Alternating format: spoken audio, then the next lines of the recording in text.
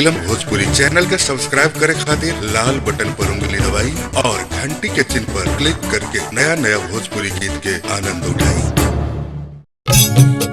एक जनी के पति बाजारे गई बड़े माई के चुनरी लावे खातिर। साँझ हो गई ना होइले, उनकर घरनी पूजा करे माई लगे गई बड़ी।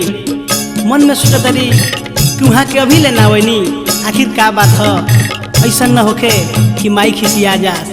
उहे अपना मन में सोचा तारी, दुखी बाड़ी। कहली का कहली,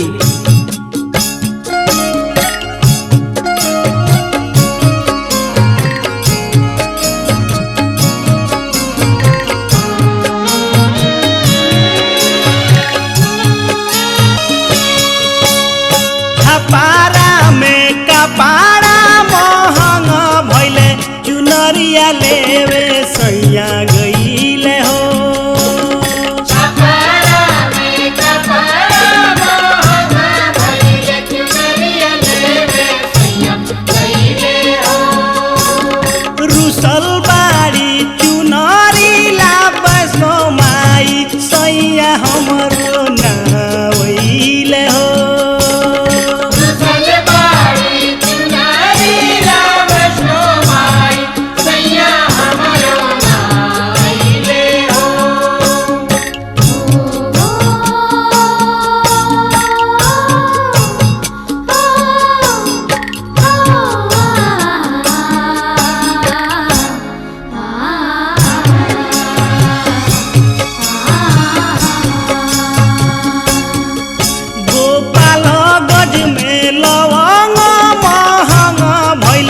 लवंगिया लेवे देवर गईले हो।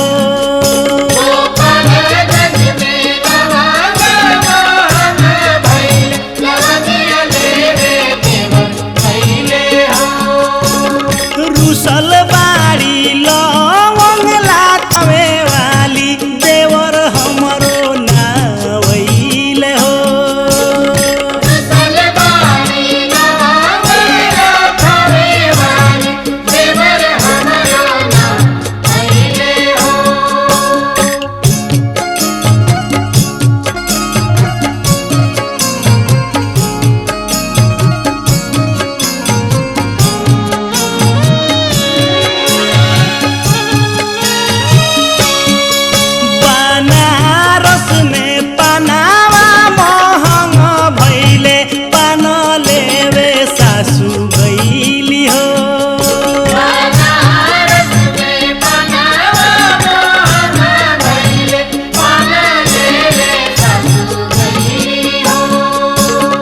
रुसल बाड़ी पानला शीतल देवी, सासू हमरो नावइली हो।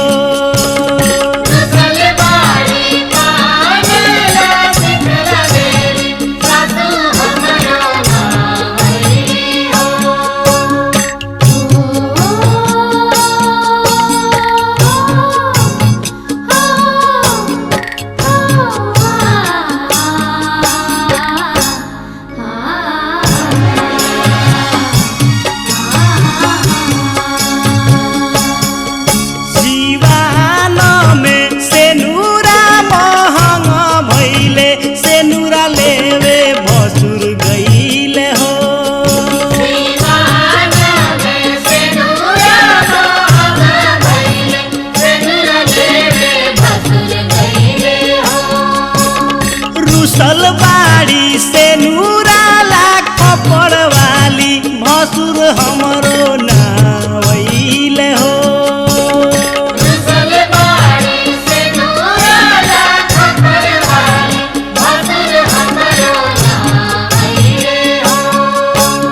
कपारा में कपारा महंग भइले, चुनरिया लेवे सैया गईले हो।